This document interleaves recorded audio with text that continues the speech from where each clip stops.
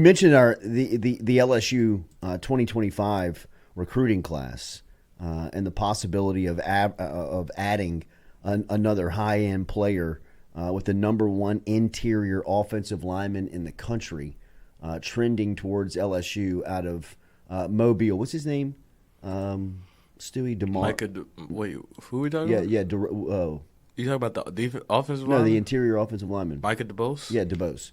Micah DeBose, who is one-time committed to Georgia. Attaboy, stay on your toes. Stay on your toes. I would have gone Andre DeBose real quick because that's where it started and ended for me. That's right. 5-star. Broke my heart. Ran a kickback. Florida. Kickback against LSU. Mm-hmm. No, exactly. I think it's still he played made in college. Yeah, I know, but it came at a really bad time in my life. I really do think that was the only. What number was he? made Number a play. 4? I think 4. Yeah. But he could go. He loved LSU too. Yeah, that's what they always say. My dream school. Yeah. Till it's not. But if they can add DeBose to this class, which it feels like they're going to do, I mean, this class is setting sail for really uncharted waters, even in LSU's history of recruiting. I mean, when you talk about locking up the number one player at nearly half the position groups, and you're still a year away from signing day, where you've got the number one quarterback in the country inked, or not signed yet, not signed No, yet. Sorry. Number one quarterback in the country, verbally committed to the program. You got the number one running back in the country in Harlem Berry, right out of, we were in Metairie on Sunday at a 7-on-7 tournament. You drive by St. Martin Episcopal. Is it St. Martin Episcopal, like Old Metairie Road? I mean, it is. You might drive by. I don't mean this disrespect. It looks like a preschool. Yeah, I know. It's very small. Like it's a 1A school. It looks. It's very 1A. How they find route? Like how do you find it? 1A Louisiana high school football. And Lil Jay is like getting into recruiting now. Like he's like, you might get a star turn. He loves it. You might rekindle the fire here. No, I mean I've found it. I mean really. I mean he is now kind of my like source for the protege. Right. I mean, and I remember at 13. 12, 13, 14. I mean, Coach, I was a weapon. Right. Like at a party, like kind of like with my dad at friends at lunch, you know, they'd be like, "Where'd you go to school?" I'd be like, "USC." Yeah. Like, Jesus. Yeah, you were like, kid's a source. Like, you know what I mean? Go ask Jordy. This is like no phone, like there was no Google, there was no, I was just off the coming top with of the it. head. You know what I mean? I was like, who y'all talking about? Athlon Sports San right Diego here. State, 3rd round pick. Yeah. Definitely. Like the guy would be like, I don't know about that. But no, check. seriously, check it. Check however you want. Like next time you'd see the guy, they'd be like, "That dude was a 3rd round pick from San Diego State." I was like, "No shit." Look, I've been on this since I was. And my 10. dad, my dad, be like, I mean, I don't test him. right? I mean, like, kid's been on it since like 9 years old. Yeah, that's what he does. I think that was probably. That's why I'm doing this. That's what I'm saying. I think that's all of us. Yeah, like that's why I got into this. I mean, at some point, it turned to a job, right? Like, I mean, like when that part happened, I was like, wait, what? But I mean, for a long time, I was showing up to, guarantee being like, I can't believe they pay me to do this. Yeah. I can't believe they pay me to do this. You know what I mean? Like, where'd he go to school? Right. I mean, like, this is so easy, like just getting on the radio and talking about sports for the first 4 or 5 years was just like. And then you're going to keyhole it even more for LSU. Right. And it's like, God, okay. This is but like, been preparing for this my whole life. In that mode. Right, like he's in that. Like he knows where they go to school, what their star is, who's recruiting them, who's on them. And I was like, that's Harlem Berry School. He was like, are you kidding? He was like, what? I mean, it's not even a city block. I mean, it's in the middle of Metairie. But it does look like an elementary school. It doesn't it? Do you have a picture of it? Yeah. St. Martin Episcopal, but this is no slight on his ability. No, it's not. I mean, it's just like where he goes to school. I mean, like you're like driving by, and you're like, that's where the number one player in the country, the number one running back in the country goes. It's almost a better story.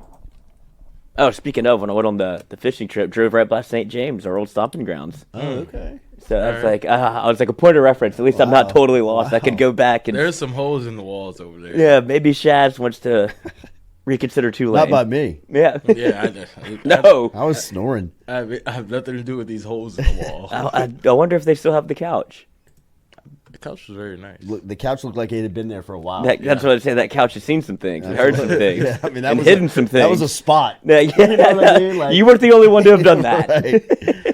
Right. But back to this 25 class, man. I mean, it really is. It is Shaping up to be one of the best ever. It's shaping up to be, and I know that you don't win championships by just signing them. Like when you bring in the paper and say you got DK Moore, Harlan Berry, Underwood.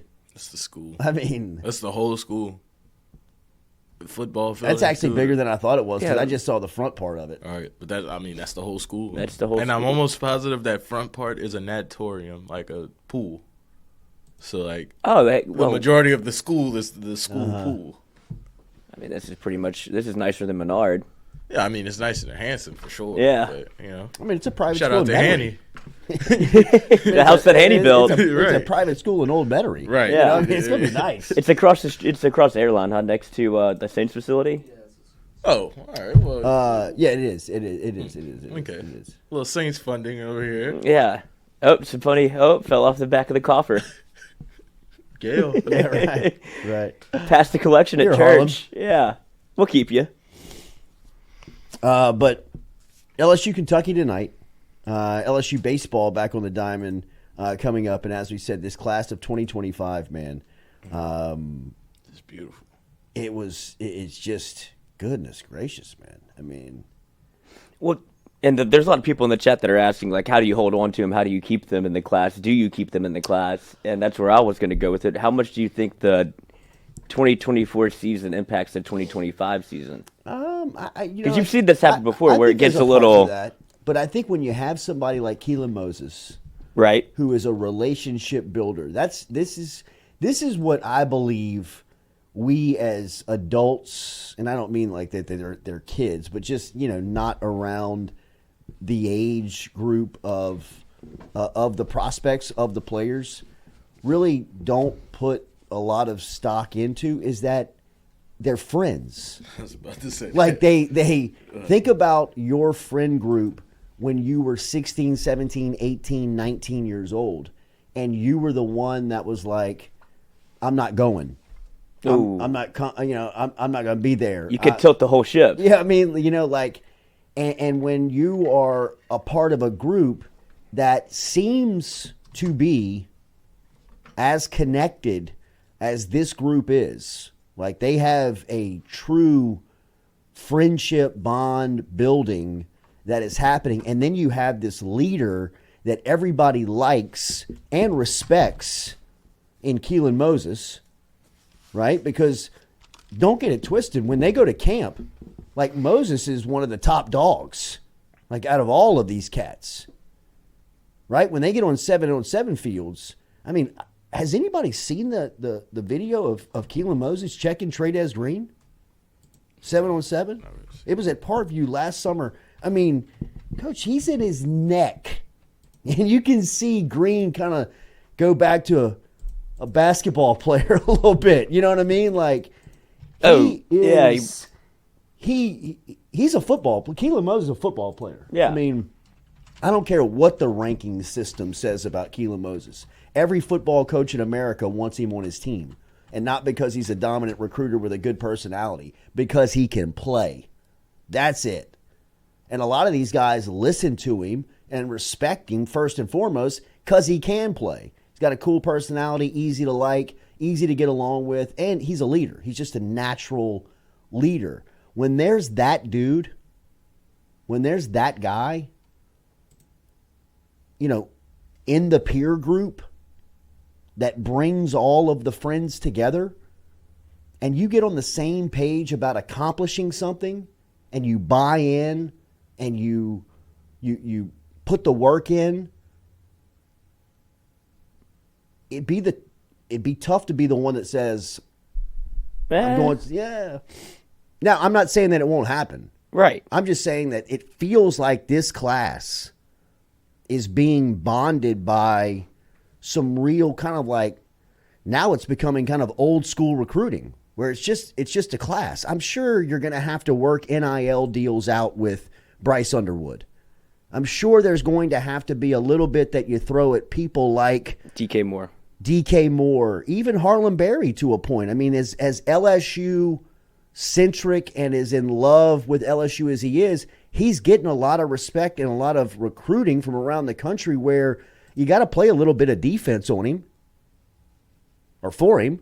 And you can't relax. That's the thing. You can't be like, oh, I thought, because I feel like has been the biggest thing for LSU is the consistency and the message and the always being, I don't want to say, like, I guess always being on top of it to where you communicate with your recruit every day or every, couple of days, whatever it is. But that's what you hear the most if you try to decipher what recruits are saying while they're being recruited. It's the constant contact I feel like LSU's built up with the new staff, that they circle players they want and hone in and go get them. And it's kind of almost this relentless mindset of it's impossible to forget about LSU because, damn, he's texting me again or he's getting in touch with me again.